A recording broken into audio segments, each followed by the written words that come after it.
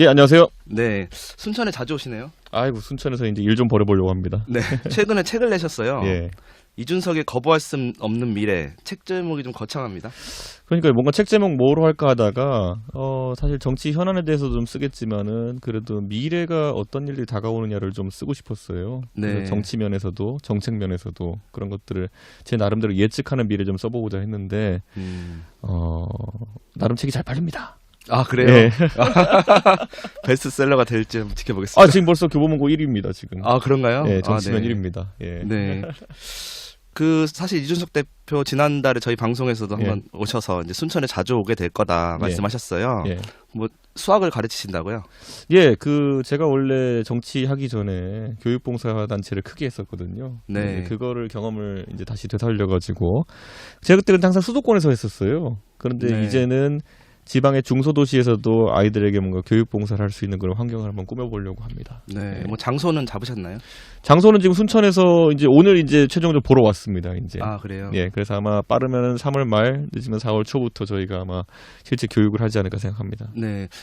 들어보니까 진주에서도 같이 하신다고. 그래서 같이 제가 하신 이유가 있으신지. 순진한 계획이라고 이름 붙였어요. 네. 그건 그냥 이제 순천과 진주 따가지고 순진한이라고 한 거고요.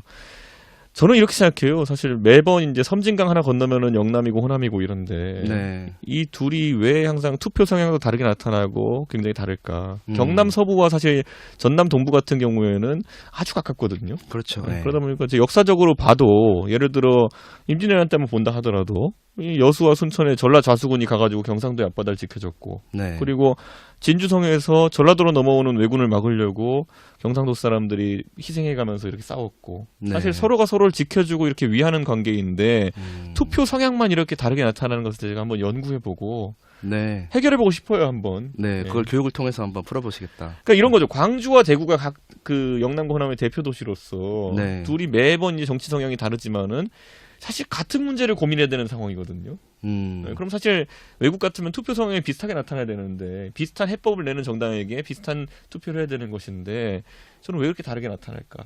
네. 순천과 진주도 한번 공부해보고 싶습니다. 네. 아무래도 이제 정치인이시다 보니까 정치적 행보로 해석이 될 수밖에 없잖아요. 네. 그런 부분도 뭐 부인하진 않으시겠네요. 정치적 행보, 제가 하는 모든 행보는 정치적 행보일 겁니다. 네. 제가 뭐 어디 가서 뭐 사진 한 장 올려도 아마 정치적 해석하는 분도 있을 텐데 그렇게 해석되어도 좋습니다. 저는 네. 다른 사람들이 하는 정치적 행보 중에 보면은 뭐 말만 남고 이런 것보다는 실제로 순천에 대해서 제가 더 공부하기 위해서 와서 시간을 보내고, 그리고 그 와중에 또 순천의 미래가 될 수 있는 사람들. 네. 지금 우리 뭐 천하람 위원장 순천에서 엄청 유명해지고 있는데요. 네. 저는 천하람 위원장이랑 그걸 얘기합니다. 천하람 다음도 미리 준비하자.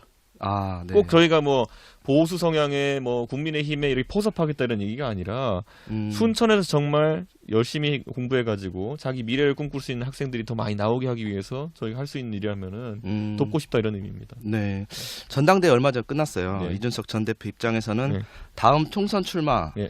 좀 더 불투명해졌다 이런 평가도 있습니다. 뭐 그렇게 보는 사람도 있지만은 거꾸로 네. 지금 이제 모양새를 보면은 그 전당대회 끝난 직후에 원래 여론조사를 전당대회 때는 특정 정당 지지층이 많이 응답하거든요. 네. 그렇기 때문에 그 과표집이 빠진 다음부터 지금 당 지지율이나 아니면 또 대통령 지지율이 좀 난맥을 겪고 있거든요. 네. 그러다 보니까 결국에는 그 개혁 세력이라고 대표되는 천하람 위원장과 제가 대표하는 그 세력의 표가 오히려 총선 때 필요하다. 총선에 필요한 상황이라고 사람들이 인식하기 시작하는 것 같다. 이렇게 네. 봅니다.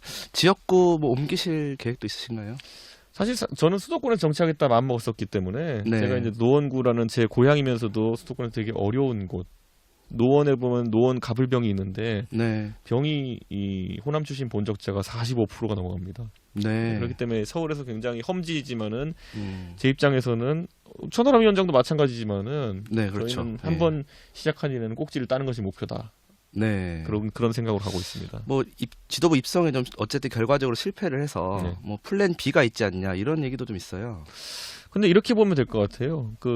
지금까지 보수 정당에서 전당대회 할 때마다 자기 할 말을 하면서 전당대회를 치러낸 사람이 없었어요. 네. 제가 지난 전당대회 때는 대구에 가가지고 이 탄핵은 정당했다 얘기할 때 그 할 만했던 거고, 지금도 보면은 천하람 위원장도 개혁이라는 이야기, 그리고 윤핵관들이라는 사람들의 간신배라는 직접적인 표현까지 써가면서 네. 선을 그었거든요. 네. 저는 이런 것이 지금 수치가 얼마나 나오냐와 별개로 저희는 보수 정당에서 굉장히 의미 있는 행보를, 또 꼭 누군가 해야 되는 행보를 하고 있는 것이다, 네. 이렇게 평가하고 있습니다. 좀 선명하다는 평가도 있지만 좀 선정적이다는 평가도 있는데 네. 그런 어쨌든 최선을 다해서 치열하게 싸우셨잖아요.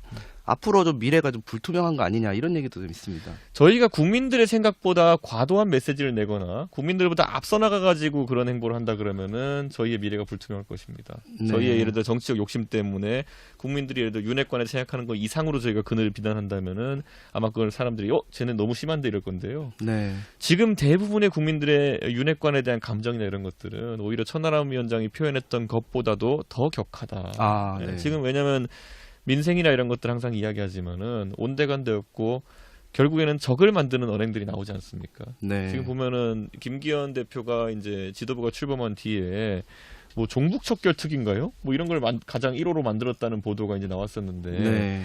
사실 이렇게 생각합니다. 사실 종북 척결 특이라는 것이 지금 여당에 네. 지금 최우선 과제가 된다는 것에 대해서 국민들이 좋은 평가를 할까?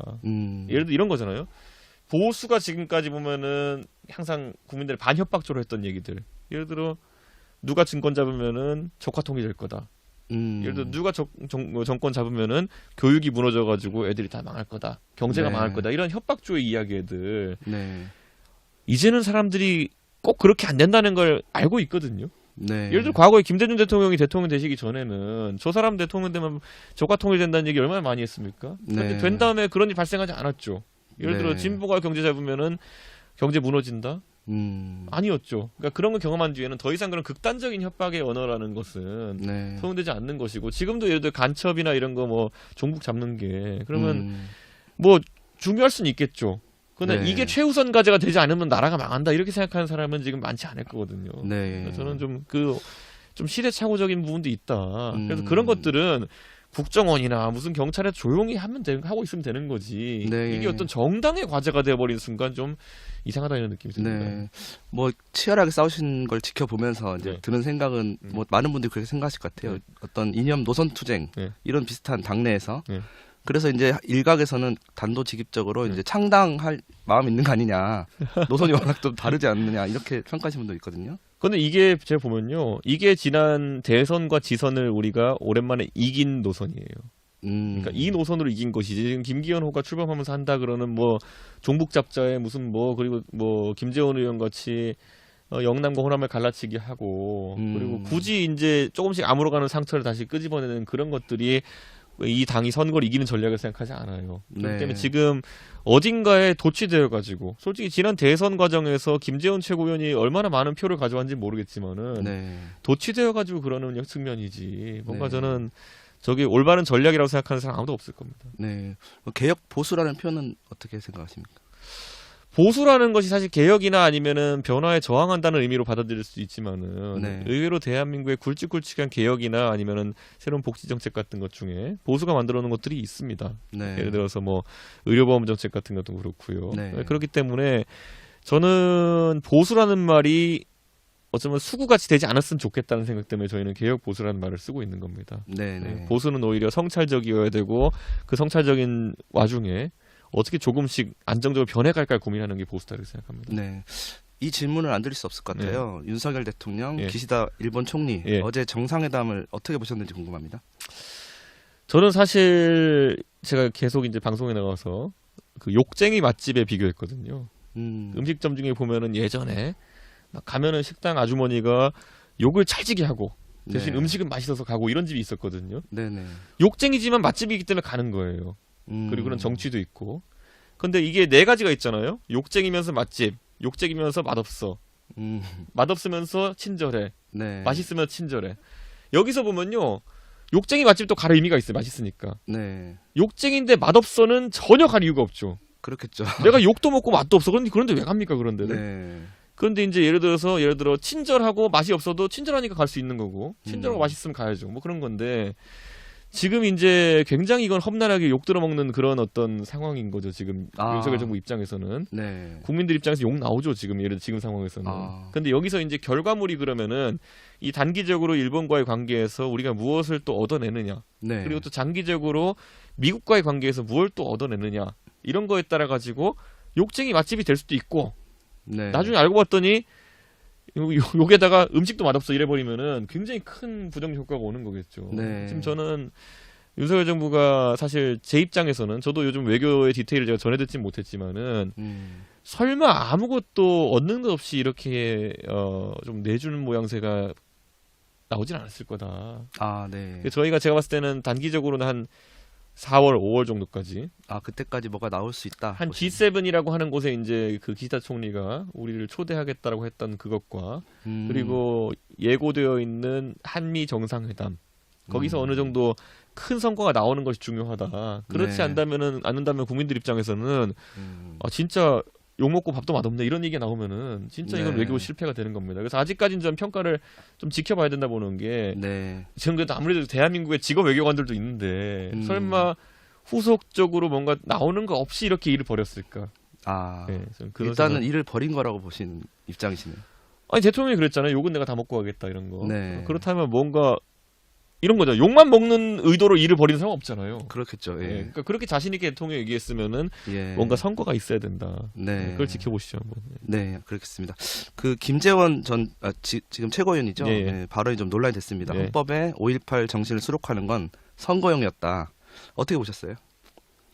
저는 선거 때 오히려 이 전남 남도에 이제 섬까지 돌면서 네. 그리고 흑산도까지 저희가 들어가서 공항까지 약속하고 이렇게 하면서 나름 진지하게 이제 호남에 대해 가지고 진정성을 보여주고 제가 항상 표현할 때 몇십 년간 우리 당이 못했던 거를 몰아서 좀 열심히 하겠다. 네. 네, 그리고 앞으로도 우리가 정권을 잡는다 해도 더 열심히 몰아서 하겠다 이런 얘기를 했었거든요. 근데 김재원 최고위원은 제 생각에는 선거 기간 동안에 자기 하고 싶었던 말 못했던 거를 몰아서 지금 하고 있는 것 같다. 아, 참고 있다가 이제 아니 이게 뭡니까 진짜 제가 봤을 때는 그 헌법에 5.18 전문에 5.18 정신이 들어가고 이런 거는 우리 당의 지금 그 정강 정책 그리고 앞에 이제 그런 것들을 봐도 5.18 정신을 계승한다고 돼 있어요. 그거는.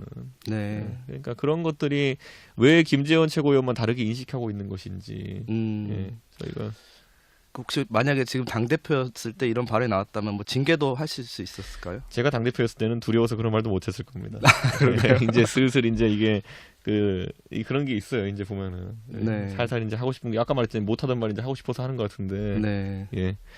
김재원 최고위원이 저렇게 말을 하는 의도가 나중에 본인이 영남 어디에 출마하기 위해서 사전 정지 작업을 하는 것이 아니었으면 좋겠습니다. 왜냐하면 선거에 네. 이런 걸 이용하는 것이 일부 아주 영남에서도 극소수에게 어필할 수 있는 방법일지 모르겠지만은 네. 그게 대한민국 전체로 봤을 땐 전혀 건강하지 않고 김재원 최고위원의 다음 세대가 살아갈 세상 만드는 데서 결코 긍정적이지 않습니다. 네. 윤 대통령 대선 공약이기도 했어요. 앞으로 어떻게 전망하실까요? 이거는 뭐 김재원 최고위원 개인이 어떻게 돌릴 수 네. 있는 그런 조류가 아니고요. 예. 이 5.18 정신에 대해 가지고 제가 항상 말하는 게 제가 85년생이기 때문에 네. 저는 80년 5월 광주에 대해 가지고 전혀 왜곡된 교육을 받은 적이 없습니다. 그러면 적어도 저희 세대 30대 이상 또 20대 이런 곳 같은 경우에는 여기에 이견이 없는 상황이에요. 네. 그러니까 지금 와서 김재원 최고위원이 자신의 소수 의견을 이렇게 들먹인다 해가지고 바뀔 건 없습니다. 네. 좀 역사적으로 정리된 부분으로 짚고 넘어갔으면 좋겠는데 이런 게 계속 불거지니까 좀 아쉽네요. 5.18에 대한 평가나 이런 것들은 이제 주류적인 평가가 끝난 상황이지만은 이제 한번 군중이 김재원이라는 사람에 대해서 한번 평가를 한번 해보는 시기가 오지 않을까 네, 그런 생각이 듭니다. 천하람 의원 순천 당협위원장 얘기 좀 해볼게요. 네. 원래 당선 가능성은 좀 낮고 경쟁자도 없어서 공천이 무난할 거다. 네.